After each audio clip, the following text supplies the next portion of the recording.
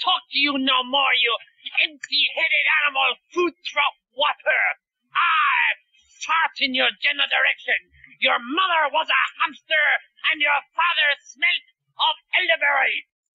And on that note, folks, welcome to the Geek Dimensions podcast for another week. I know we were gone the last 2 weeks. Not my fault. I will not accept responsibility for it. But we're back. And minus one person. Again, DeGaulle has prior obligations. But my good friend, Paul O'Flaherty, is here. And we are ready to talk geek goodness. And what better way to... Geek, not necessarily geek goodness. But what better way to start off the show than the classic fart in your direction, especially when you're a guy in England who is building what he reports to be the ultimate fart machine? Yeah, it's not... it's not really a fart machine, right? This is like what is it? It's an engine, really, that produces sound waves, you know? But it's going to be housed in a specially constructed pair of buttocks. And his ultimate goal is to put it on the cliffs of Dover, and aim it across the channel towards France, and see if they can hear it over there. His guy's name is Colin Furs. He's a bit of he's got a YouTube channel. He's quite, famous for building silly things and that sort of stuff. So this is going to be the biggest and loudest thing he's ever built. And he hopes that they will hear it, across the English Channel in France. And literally he will do the whole Monty Python, I fart in your general direction sort of thing, which is awesome. I when I saw this, I think it was actually a week ago, my first thought, my friend, was of you and your love of Monty Python, Doctor Who, and all those good British shows. Mm-hmm. And I could not but, put it in the show notes for this week. I'm just really sorry that I don't have clips from Monty Python's last show, which is Monty Python Live, mostly. We actually went and saw it the other night in the cinema. They streamed it. It was a big, grandiose, live on-stage affair. Wonderfully produced and absolutely hilarious. They took all the old sketches, their most famous sketches, and then they kind of made it a stage show where they revamped the sketches. So you weren't getting quite what you expected, and it was awesome. Sarah, who's not a terribly big Monty Python fan, had an amazing time there. So it was the kind of thing that could appeal to everybody. Unless, of course, you are me. Not into seeing very old men in lingerie. No. But seriously, folks, when Monty Python Live mostly comes out on DVD or Blu-ray or whatever, because they're going to release it, right? They have to release it. You could do a lot worse than picking yourself up a copy of that. It's a lot better being slapped than being slapped with a wet kipper. It's awesome. Okay, but now here's the thing. We've been hearing as when it comes to British shows, and I mentioned Doctor Who for a specific reason. Because it gets me excited. Yeah, I can tell by your raised nipples. Anyway, you can see that from my Call of Duty Ghost shirt. Doctor Who, apparently, one of the things about Doctor Who is that Peter Jackson, our well-known director of, or shall I say, over-direction of The Hobbit. The Hobbit, Lord of the Rings. Yeah. Attack of the Killer Tomatoes. Yeah. He desperately wants to do an episode of Doctor Who. And his payment... Yeah, but he's asking for very simple payment. He wants a Dalek. A Dalek. Dalek, okay. See? I don't... And no, I do not need a Doctor Who episode that takes 14 hours to watch. Well, you get part as much as I love Doctor Who and as much as I'm excited about Peter Capaldi being the new Doctor, I do not need to schedule a weekend off in order to watch an episode of Doctor Who. Well, you don't want part one, he part does two? The Doctor Who story, what he's done to The Hobbit, it will never fucking end.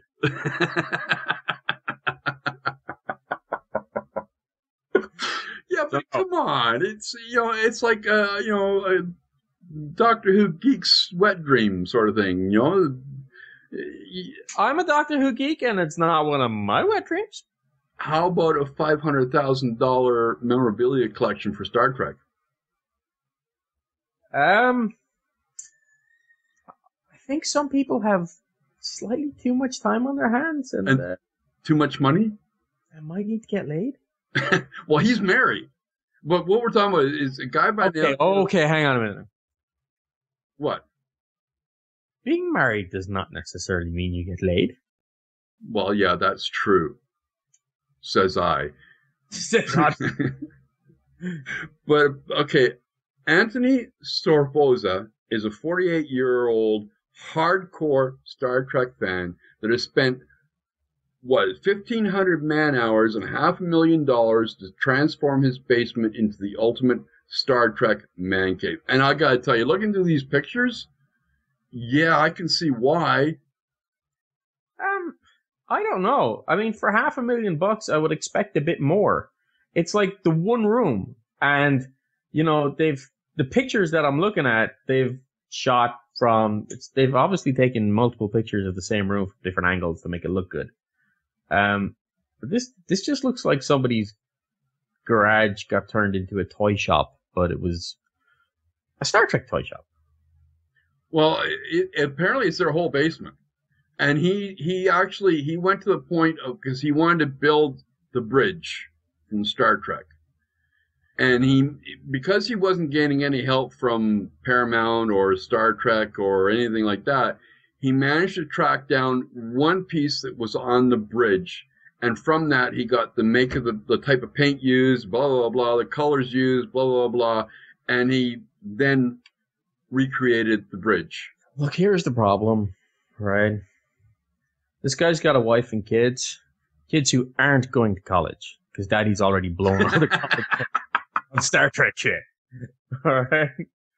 Okay, but here's the thing. What would this thing be worth? Like, what would this collection actually, because, like, we've seen people that have got, like, $45,000 comic collections that have, retired, when they sold it. Like, some of this stuff obviously is not, your run-of-the-mill goodies that you find at Walmart. I don't know. I mean, most of the uniforms can be pretty much picked up. Most of the prosthetics can be picked up. It all depends on whether or not he's got any originals, or single run items, or rare items. But he may not.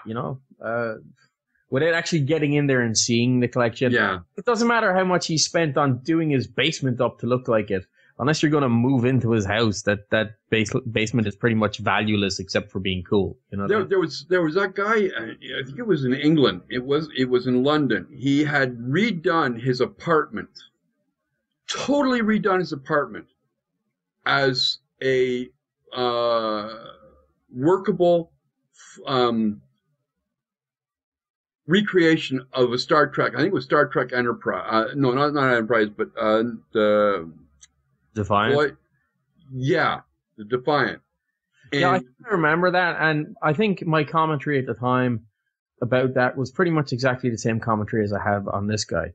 You really need to get laid, man. I mean, I am a geek. I am an uber geek. Look behind me, right? I have my fandom. This kind of thing holds about as much value to me intellectually and excitement-wise as the first official footage for the Warcraft movie. Yeah, I would almost agree with you if I could see it. Well, you're not missing anything because it's 11 seconds where all it does is show the word Warcraft on screen in like the Warcraft font, and it's zooming out slowly while there's little flamey bits on it. Little flamey bits. So some like any fucking 12-year-old fanboy with like, Premiere or something could have knocked this out. See, this is one of the things that really, really irritates my butt about the blogosphere, okay? Especially when it comes to crap like this. 11 seconds, and this is not the first post I've seen about this. The day it was leaked or whatever from Comic-Con, it was everywhere, literally everywhere. So you get the same 11 seconds being wasting people's time.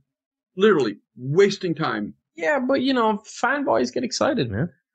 Over a fucking pointless 11-second title? Yes. God, they all need to get fucked. They do. Hey, I mean, the Warcraft gamers take their Warcraft really, really seriously, man. Actually, I know a bunch of Warcraft gamers now, and a lot of the hardcore ones have walked away from the game. Have literally walked away from it, and unless Draenor has some magic to it, they aren't going back.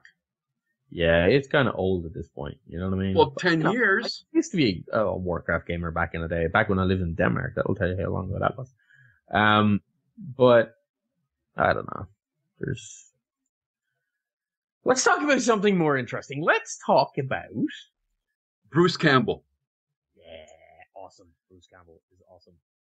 But do you think... Actually, I saw Bruce Campbell in a really weird 1992 sci-fi movie called Mind Warp the other day, which I can only figure is how the Wachowski brothers got their idea for the Matrix, because it is literally about people who are like plugged into like this dream world, and he's in it. It's kind of awesome. He is kind of I remember he was in that USA Network show about the spy. He plays in it. But the word is that Sam Raimi is bringing back The Evil Dead, but as a TV show. Yeah, I don't see The Evil Dead working as a TV show. I mean, they've gone out of their way now to reboot it as a movie, Yeah. New lead character, the whole lot.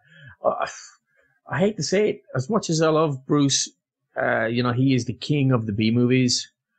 And, he was Briscoe County Jr. and the whole lot. But I really don't see him coming back to reprise a role as Ash in Evil Dead. I just can't see that. Maybe some other kind of a role in Evil Dead, but not as the star of it. Maybe as the dead person.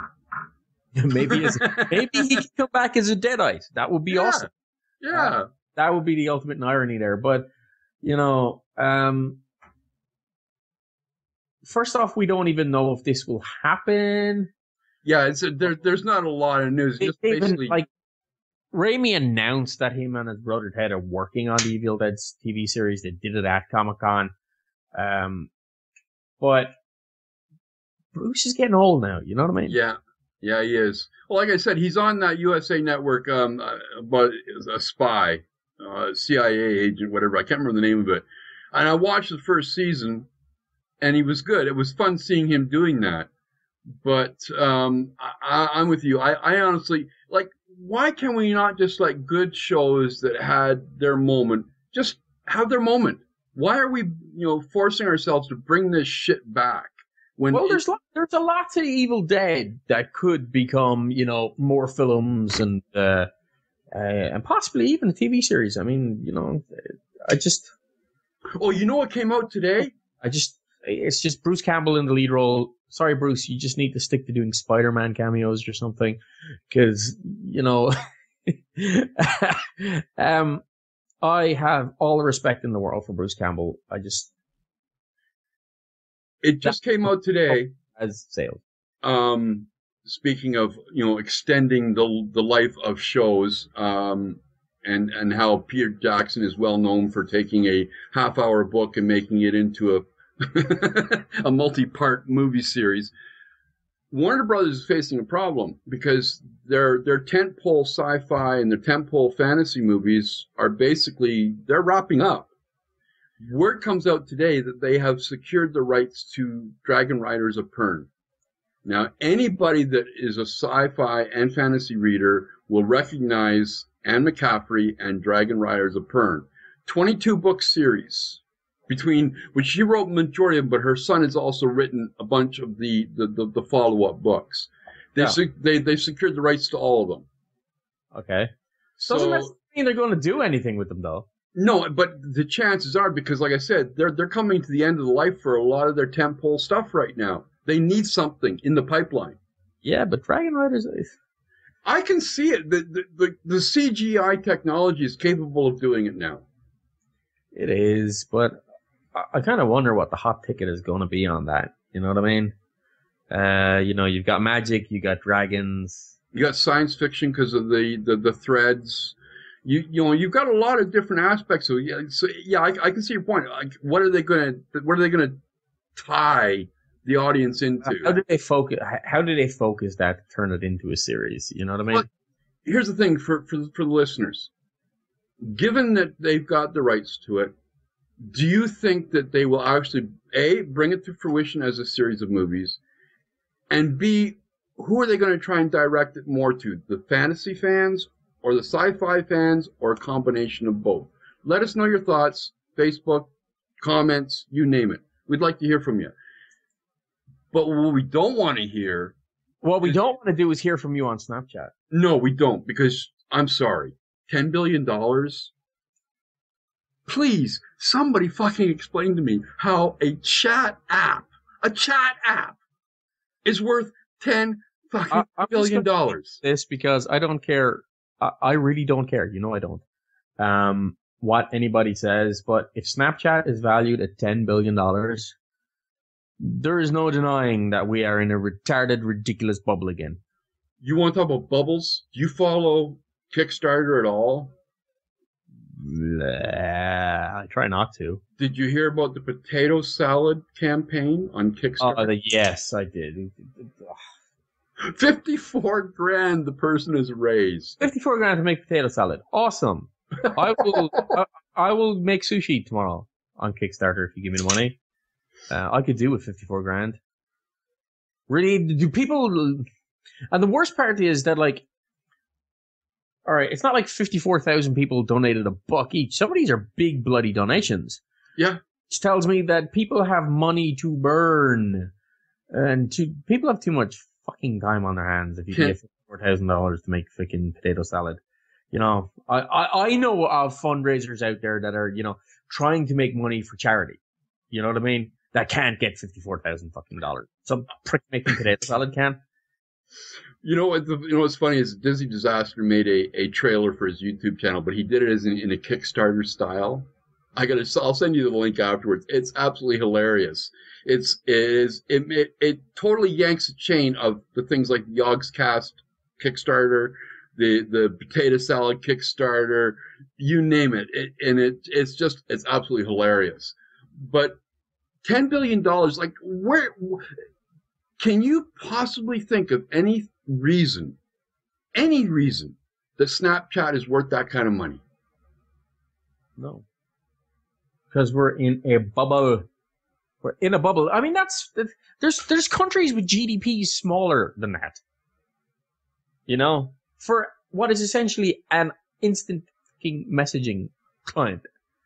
Okay, admittedly, your pictures and your stuff explode or disappear or whatever. I don't care how many users they have. It is not worth $10 billion. And if anybody pays $10 billion for it, they're off their tits. Imagine what you could build with $10 billion. Imagine the kind of marketing campaign you could put in place with $10 billion. Don't just buy Snapchat for $10 billion. Build something bigger, better, stronger, faster, and worth it with $10 billion. How about that? How about we take our $10 billion and we fucking innovate? Instead of taking $10 billion and giving it to somebody to masturbate. On that, I have to agree. I definitely do. And there's no really good segue out of this one into the next, so we'll just head right into it. EA has announced I'll give you a segue. Okay, you give me a segue. So from EA, it goes to podcasting patent trolls, right? Because these guys are wankers if we're talking about masturbating, okay? So the podcasting... We've talked about these guys before. Yes. The company is Personal Audio LLC. They're in East Texas, and they apparently have a patent on episodic content. And they went after a number of high-profile podcasters, right? Yep. Most notable of which was Adam Carolla, but they also went after who else did they go after? I'm just guys behind the How Stuff Works podcast. Yeah. And basically the deal was they were like, you're podcasting, you're infringing on our payment on our stuff. We want you to pay up now, But of course, I think they kind of didn't realize who they were fucking with when they went after Adam Carolla, and that he's got this, huge army of listeners that he can very, very easily monetize. And so he went ahead and he raised $450,000 to fight this. And needless to say, when it went to court, Personal Audio is kind of like, oh shit, this guy actually has the money to fight us. Yeah. So, well, no, willing to fight us. We need to back away. They said, Personal Audio was under the impression that Carolla, the self-proclaimed largest podcaster in the world, as well as certain other podcasters, were making significant money from infringing personal audio patents, said the company. After the parties completed discovery, however, it became clear that this was not the case, so we decided to drop it. Look, that's bullshit, right? If Leo Laporte can spend a couple of million on a studio from podcasting, yeah, they're making money, right? And I don't think Leo Laporte quite has Carolla's reach. No. Right? No. So, just taking that sort of point of view on it, it's not that they found out that Adam Carolla's not making a lot of money. What they found out is Adam Carolla can fucking fight back. And will fight back. Right? So they decided we're going to drop the case. And Carolla said, no. No. We're going to keep fighting this. So basically what happened, right, is, they've come out and they say, let's just give them a quote, right? Right. Personal Audio is saying, right, that Adam Carolla's assertions that we would destroy podcasting were ludicrous on their face. But it generated sympathy from fans and ratings for his show. Getting his fan base to continue to donate to his legal fund is a cynical exploitation of the publicity power he enjoys as an entertainer. They also continued to say that they were quite surprised that Carolla turned down their offer. Now, big quote. Perhaps this is because he feels he can simply get his fans to fund his future and now unnecessary legal expenses. Or perhaps it relates to how he uses the case as material for his show. The fact of the matter is that Adam Carolla is asking people to donate money to him for a lawsuit that he no longer needs to defend. We would like his listeners to understand this situation when deciding whether or not to donate additional money to the cause.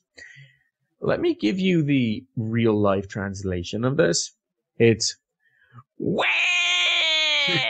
Don't hurt us, don't fight us, because we want to go sue smaller podcasters so that we have a legal precedent. We want to sue people who can't stand up to us so we can take their money.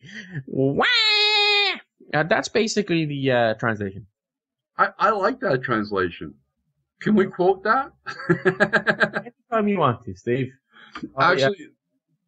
I'm glad that Carolla hasn't dropped it. I'm glad that he is going after it, and I hope that he nails him to the board. Carolla has three options here, right? One, accept that the case is dropped, give the money back to his podcaster, to his fans. Technically, very, very difficult. Well, perhaps not very difficult, but it's a pain in the arse. Mm-hmm. The fans have already handed over the money. Let's put it to good use. The other option is he can drop the case and he can keep the money. And piss off a lot of his fan base. Probably piss off a fair bit of his fan base. Or the third option is he can provide himself with content. He can do the podcasting community a service. Yep. And he can give his fans what they paid for, which is, here's money to trounce a patent troll that doesn't deserve to be scraped off the bottom of most people's shoes because all they're doing is exploiting people cynically. And he can use the money to pounce them into the ground a little bit. And I hope he does. I hope he does. All I would say is people who are contributing to Adam Carolla's legal fund should continue to to contribute to Adam Carolla's legal fund until these patent trolls are bashed into the ground and or this patent is invalidated. Yep, exactly. Okay, last story we've got here. EA is launching a $30 per year Netflix for games on Xbox One. Speaking of invalidated, about your headline, TechCrunch? Netflix for games? Really? It's a subscription service, and it's got 4 fucking titles on it. But it's going to bring us all kinds of games. 4. But that's just to start. Well, there's Madden 25 to start, FIFA 14, Battlefield 4, and Peggle 2. Peggle 2? Peggle 2. Hang on. Pegging, isn't that like when a girl fucks her dude with a strap on? I don't know. I didn't know EA made those kind of games. I didn't think they were allowed to. But here's the thing. Apparently, EA, like Xbox, it was not EA's first choice. They approached Sony over this. And Sony said, no. That's because, Sony wants a cut of sales and money and that sort of stuff. And this typically... Well, actually, what they did say was that this kind of service was doing a disservice to their customers. Well, I mean, it's in beta right now, so right, maybe I'm being a bit hard hammering on them for only having 4 games. Okay, I mean, if EA opens up most or all of their catalog, I'd happily pay $5 a month. You know what I mean? Yep. EA has a few good games. I mean, of course, as long as they don't sort of say, $5 a month you can get Battlefield 4, and now you have to pay through the nose for all the DLC as well. You know what I mean? Well, they're going to do that. They're going to do that. They're going to do that. No, what I would say is that, if the game comes into the subscription service, then the DLC should be part of it. You know what I mean? If it's, if it's your big ticket game, then obviously it doesn't come into the subscription service for a year. So if you want that DLC, you're going to have to buy it. You know what I mean? Yeah. I mean, $29.99 is dick all. It's like four trips to Starbucks. Well, and when you consider that most games now are anywhere between $50 to $75. Okay, and this pisses me off. Right? There is no game that is $70. None. Tell you why? Let's take Call of Duty, for example. Ghosts, which I happen to be wearing a t-shirt for. So you pay your $69.99 for your game. And then you pay your 50 fucking bucks for your, for your season pass. Or you buy all of the DLC individually. So now we're at $120 to actually have the full game. Right? Not to mention the fact then that even though I'm a season pass holder who paid $50 to get all the DLC, they're still bringing out DLC packs new voices and weapon skins and all that sort of crap that you gotta pay for. Anywhere between $1.99 and $3.99 a pop. I think by the time Call of Duty Ghosts is finished with DLC, the game will probably have cost me in the region of $140 to $160. So underneath those circumstances, is what EA is doing actually kind of makes sense.